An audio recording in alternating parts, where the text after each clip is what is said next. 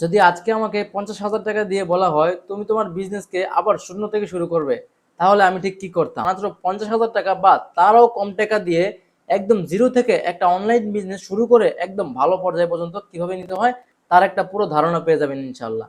আসসালামু আলাইকুম, আমি আরমান হোসাইন। গত কয়েকদিন আগে আবু হামজা আবদুল্লাহ ভাই আমাকে মেসেজ করেছিলেন, ভাই আমার বাজেট 50,000 টাকা, আমি এই 50,000 টাকা দিয়ে বিজনেস কিভাবে শুরু করব এবং বিজনেসের প্ল্যানিং কিভাবে করব এবং মার্কেট কিভাবে রিসার্চ করব এবং আপনি আমার জায়গায় হলে কি করতেন, বাজেট কোন কোন জায়গায় ডিস্ট্রিবিউট করতেন, কোন কোন জায়গায় প্ল্যানিং করতেন, কিভাবে শুরু করতেন, প্রপার একটা গাইডলাইন দিন। তো 50,000 টাকা দিয়ে আপনি কিভাবে একটি অনলাইন বিজনেস শুরু করবেন এবং কোন প্ল্যানিং আগাবেন এবং কোন কোন স্টেপগুলো আপনার জানা দরকার এবং 50,000 কিংবা তার কম টাকা দিয়েও আপনি কিভাবে বিজনেসটাকে শুরু করতে পারেন তার ইনশাল্লাহ প্রপার একটা গাইডলাইন দিব ইনশাল্লাহ। তো আবু হামজা আবদুল্লাহ ভাই যেহেতু আমাকে মেসেজ করেছিলেন, আপনি আমার এই জায়গায় হলে আমার এই 50,000 টাকা দিয়ে ক্যাপিটাল দিয়ে আপনি আসলে কি করতেন বা কিভাবে করতেন? তো সে যেহেতু আমাকে এই প্রশ্নটা করেছে আমি কি করতাম এই জায়গায় হলে, তাই আমি ওই জায়গায় নিজেকে ফিল করেছি এবং সে জায়গায় নিজেকে দাঁড় করিয়ে প্রপার একটা প্ল্যানিং সাজিয়েছি। আমি আসলে এই বিজনেসটা শুরু করতে হলে আমার এই বাজেটের মধ্যে আমি কি কি করতাম, কোন কোন জায়গায় আমি বাজেট ইনভেস্ট করতাম, কোন কোন জায়গায় কিভাবে কাজ করতাম এবং কি কি স্টেপ ফলো করতাম। তো ইনশাল্লাহ তা সবকিছু আপনাদের মাঝে শেয়ার করব। তো সবার আগে বলতে চাই, আসলে আমি যদি 50,000 টাকা দিয়ে নতুন একটা বিজনেস শুরু করতে চাই, সবার আগে আমার প্রয়োজন প্রপার লার্নিং। ধরুন আমার এখন কোনো নলেজ নেই, আমি এখন কোনো মার্কেটিং জানি না, কোনো স্ট্র্যাটেজি জানি না, কোনো কন্টেন্ট জানি না, মার্কেট সম্পর্কে কোনো ধারণা আমার নেই, প্লাস আমি একদম অনলাইন বিজনেসের নতুন। সাপোজ ধরে নিচ্ছে এটা অনেকে নতুন আছেন তাই এখান থেকে শুরু করছি। তো একদম নতুন হলে কি করণীয়? এখন আমি যদি একদম নতুন হয়ে থাকি, সবার আগে আমাকে লার্নিং করতে হবে। আমাকে বিজনেসটা করার জন্য, বিজনেসটাকে কন্টিনিউ করার জন্য আমাকে প্রপার লার্নিং করতে হবে। যত বড় বড় বিজনেস মেন্টর আছে, ওয়ার্ল্ড ওয়াইড মেন্টর প্লাস বাংলাদেশের মধ্যে অনেক বড় বড় উদ্যোক্তা আছে যারা বিজনেস রিলেটেড অনেক কন্টেন্ট শেয়ার করে, যারা বিজনেস নিয়ে অনেক কিছু শেখায় এবং মার্কেটিং রিলেটেড অনেক কন্টেন্ট শেয়ার করে এবং তাদের অনেকগুলো পেড কোর্সও আছে। সো পেড কোর্সের কথা পরে বলছি, এখন আমার ফ্রিতে যতটুকু জানা সম্ভব তাদের ফ্রি কোর্সগুলো আমি করতাম এবং তাদের সম্পূর্ণ ভিডিওগুলো এবং আমি পুরো অ্যানালাইসিসের মাধ্যমে মার্কেট রিসার্চ করে বেস্ট কিছু মেন্টর সিলেকশন করে সেই মেন্টরের কাছ থেকে আমি প্রপার লার্নিং করতাম। যেহেতু আমার কোনো কিছু জানা নেই, তাই সবার আগে আমাকে লার্নিং করতে হবে। আমাকে জাস্ট এই 50,000 টাকা ইনভেস্ট করে ফেললেই হবে না, কারণ আমার বাজেট 50,000 খুবই কম। কিন্তু এই 50,000 টাকা যদি আমি প্রপারলি ইউজ করতে পারি, মেনটেন করতে পারি, তাহলে এই 50,000 টাকাই আমাকে 5 লক্ষ টাকার রেভিনিউ এনে যেতে বাধ্য।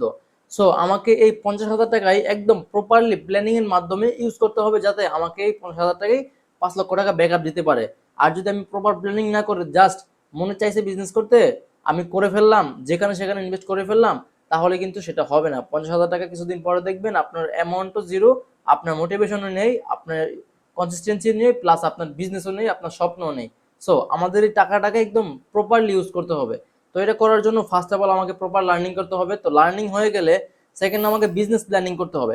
আমি যদি বিজনেস প্ল্যানিং সম্পর্কে আপনাদের জাস্ট ধারণা দেই, বিজনেসটা আমি কিভাবে করব, বিজনেসটা কোন ওয়েতে করব, কোন মাধ্যমে করব, কোন প্ল্যাটফর্মে করব, কম্পিটিটর রিসার্চ করতে হবে, মার্কেট রিসার্চ করতে হবে, এভরিথিং বিষয় আমাকে, মোট কথায় বলা চলে বিজনেস নিয়ে প্রপার একটা প্ল্যানিং করতে হবে যে আমার বিজনেসের গোল কি, আমার বিজনেসের প্ল্যানিং কি, আমার প্ল্যানিং কি, আমার বিজনেসের মিশন ভিশন কি, আমার টার্গেট কি, আমি কোথায় যেতে চাই, এরকম প্রপার একটা প্ল্যানিং সাজাতে হবে। Personal goal, long term goal, short term goal, business goal, everything সাজানোর পরে বিজনেস প্ল্যানিংটা করতে হবে। তো বিজনেস প্ল্যানিং হয়ে গেলে দেন আমাদের করতে হবে নিশ সিলেকশন। সব থেকে প্রথম এবং মেইন পয়েন্ট যেটা আমার লার্নিং হয়েছে এবং আমি আমার বিজনেস নিয়ে প্রপার একটা প্ল্যান সাজিয়েছি। তো প্রপার প্ল্যান সাজানো হয়ে গেলে আমার প্রথম কাজ নিশ সিলেকশন, যেটা একটা অনলাইন বিজনেসের প্রথম ধাপ হয়ে থাকে। তো নিশ সিলেকশনের ক্ষেত্রে আমাদের কয়েকটা বিষয় খেয়াল রাখতে হবে। আমাদের নিশ সিলেকশন করতে হবে এমন একটি প্রোডাক্ট, যে প্রোডাক্টটা মানুষের কোনো একটা প্রবলেম সলভ করে। লাইক আমি এখন খাতায় লিখবো, এখন আমার প্রবলেম কি, আমি খাতায় লিখবো, লেখার জন্য আমার একটা কলম প্রয়োজন, এখন আমি কলম নেই, এই কলমটাই একটা প্রবলেমের সলিউশন। আমি প্রবলেমে পড়েছি, আমার খাতা লেখা প্রয়োজন, সেজন্য আমার এই প্রবলেমের জন্য একটা সলিউশন দরকার, সলিউশন হচ্ছে এই কলম। তো এই হচ্ছে একটা উদাহরণ। তো এরকম সচরাচর মানুষে কোন কোন প্রবলেমে পড়ে এবং সেই প্রবলেমগুলো কিভাবে সলিউশন করা যায় সেগুলো না রিসার্চ করতে হবে। আমাকে আগে প্রবলেমগুলো ফাইন্ড আউট করতে হবে। তো এবং প্রবলেম কিভাবে ফাইন্ড আউট করবেন এবং নিশ সিলেকশনের মেথড কি কি আছে এবং কি কি সিস্টেমে আসলে প্রফেশনাল ভাবে নিশ সিলেকশন করা যায়। নিশ সিলেকশনের মোটামুটি 3টা মেথড হয়ে থাকে, পিস মেথড, আস্ক মেথড এবং রিভার্স মেথড। এই 3টা মেথডে এগুলো ইনশাআল্লাহ নিশ সিলেকশন করা যায়।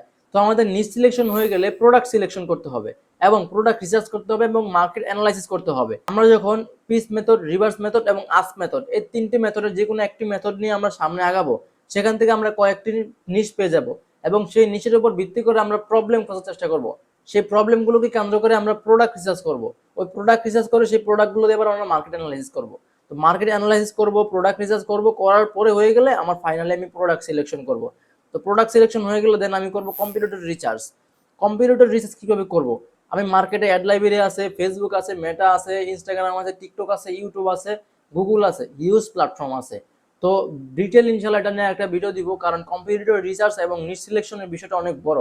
এটা নিয়ে ডিটেল বলতে গেলে অনেক বড় হয়ে যাবে। জাস্ট আমি এতটুকু ধারণা দিতে চাচ্ছি আমি আসলে আমার এই ক্যাপিটাল দিয়ে কিভাবে বিজনেসটা শুরু করতাম এবং কন্টিনিউয়াসলি কিভাবে আমি আগাতাম, সেই প্ল্যানিংগুলো স্টেপ বাই স্টেপ আপনাদের মাঝে এখন শেয়ার করছি। তো আমি কম্পিটিটর রিসার্চ করতাম, কম্পিটিটরের গুড সাইড ব্যাড সাইড, কম্পিটিটরের best content, landing page, website URL, তাদের স্ট্র্যাটেজি, তাদের মার্কেটিং কন্টেন্ট, তাদের টার্গেটিং, তাদের অডিয়েন্স সাইজ, তাদের টার্গেট অডিয়েন্স কি হতে পারে, তাদের বেস্ট সেলিং প্রোডাক্ট কোনটা, সব রিসার্চ করতাম এভরিথিং। তো কম্পিটিটর রিসার্চ হয়ে গেলে এখন আমি প্রোডাক্ট কিছু স্যাম্পল কালেক্ট করব। স্যাম্পল কেন? তো আপনি ভাবতে পারেন স্যাম্পল কেন কালেক্ট করবো? আমি কত কষ্ট করে প্রোডাক্ট সিলেকশন করেছি, নিশ সিলেকশন করেছি, এই প্রোডাক্টের উপর ভিত্তি করে আমি বিজনেস প্ল্যানিং সাজিয়েছি, আমি কম্পিউটার রিসার্চ করেছি, এখন আমি স্যাম্পল কেন আনবো, আমি স্টক করে ফেলি? না, কোনো প্রয়োজন নেই, কারণ আমি আমার নিজের অভিজ্ঞতা থেকে এই প্রোডাক্ট সিলেকশন করেছি। তবে এই প্রোডাক্টটাই যে মার্কেটে উইন হবে বা এই প্রোডাক্টটা থেকে আমি আমার বিজনেসটাকে কন্টিনিউ করতে পারবো, সেটা কোনো গ্যারান্টি নেই। কারণ মার্কেট একভাবে চলে আর আমার মাইন্ড একভাবে চলে। আমি যদি চিন্তা ভাবনা করি এটা হবে, হতে পারে, নাও হতে পারে, দুটোটাই চান্স আছে।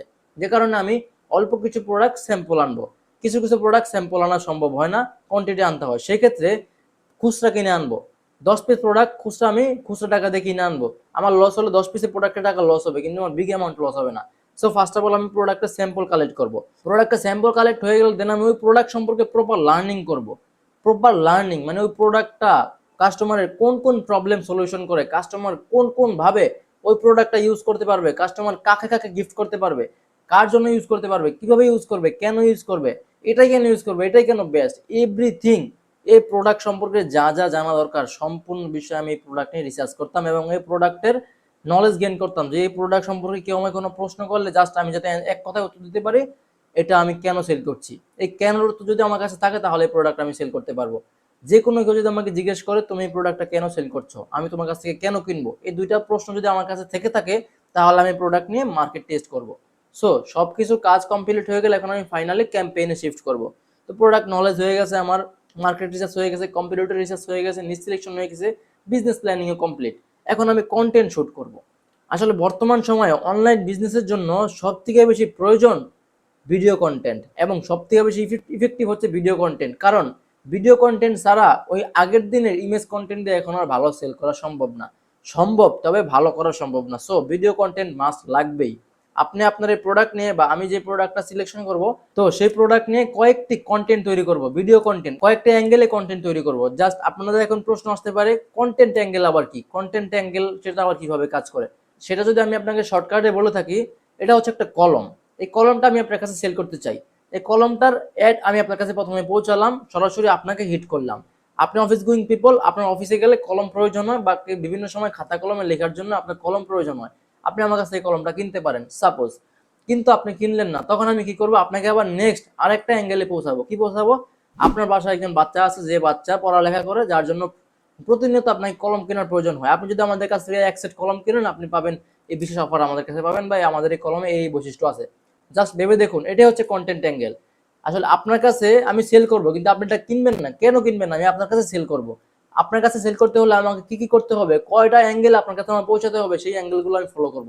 এটাই হচ্ছে কন্টেন্ট অ্যাঙ্গেল। তো এটা নিয়ে বিস্তারিত কথা বলবো আরেকদিন, নো প্রবলেম। তো আমার কন্টেন্ট কমপ্লিট হয়ে গেলে আমি কন্টেন্ট এডিটিং করব।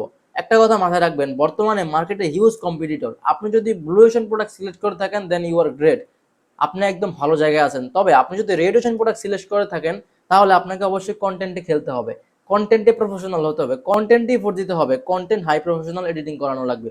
তো এই কিছু কন্টেন্ট আপনি এডিটরকে দিয়ে করা নিতে পারেন, বা আপনি নিজে যদি পারেন তাহলে সেই কন্টেন্টগুলো আপনি নিজে এডিট করবেন। তো আমাদের কন্টেন্ট রেডি, আমার সব কিছু রেডি, এখন আমি মার্কেটিংয়ে যাওয়ার পালা। এখন আমি প্রোডাক্ট টেস্ট করব, এখন আমি প্রোডাক্ট মার্কেট টেস্ট করব, অ্যাডস রান করব। কি করব? আমি আমার এই যে প্রোডাক্টটা আনলাম, প্রোডাক্ট সম্পর্কে এত কাজ করলাম, মার্কেট রিসার্চ করলাম, প্রোডাক্ট অ্যানালাইসিস করলাম, প্রোডাক্ট নিয়ে কম্পিউটার রিসার্চ করলাম, কন্টেন্ট শুট করলাম, কন্টেন্ট এডিট করলাম, কন্টেন্ট প্ল্যানিং করলাম, প্রপার বিজনেস প্ল্যানিং সাজাইলাম। এখন আমাকে মার্কেট টেস্ট করতে হবে। মার্কেট টেস্ট কিভাবে করব?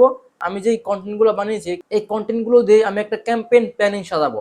ক্যাম্পেইন প্ল্যানিংটা কিরকম হতে পারে। যদি আমার প্রোডাক্ট হয় ব্লু ওশন, সেক্ষেত্রে ক্যাম্পেইন প্ল্যানিংটা ডিপলি করা লাগবে, যে আমি কোন কোন অবজেক্টিভে কোন কোন অ্যাডস রান করব, কিভাবে অ্যাডস রান করবো এবং কিভাবে আমি আমার বিজনেসটাকে কন্টিনিউ করব। আর যদি রেড ওশন হয়, তাহলে আপনাকে ক্যাম্পেইন বাজেট নিয়ে কোনো প্যারা খাওয়া লাগবে না। সো আমি ক্যাম্পেইন বাজেট প্ল্যানিং করার পরে, তো ক্যাম্পেইন প্ল্যানিং হয়ে গেলে আমি সরাসরি চলে যাব সোশ্যাল মিডিয়ায়। তো প্রোডাক্ট টেস্ট করার জন্য যে বাজেটটা আমি নির্ধারণ করেছিলাম বা যে অ্যামাউন্টটাকে আমি ফিক্সড করেছিলাম, যে এই প্রোডাক্টটা উইন করানোর জন্য বা এই প্রোডাক্টটা টেস্ট করার জন্য আমি এই অ্যামাউন্টটা ইনভেস্ট করব।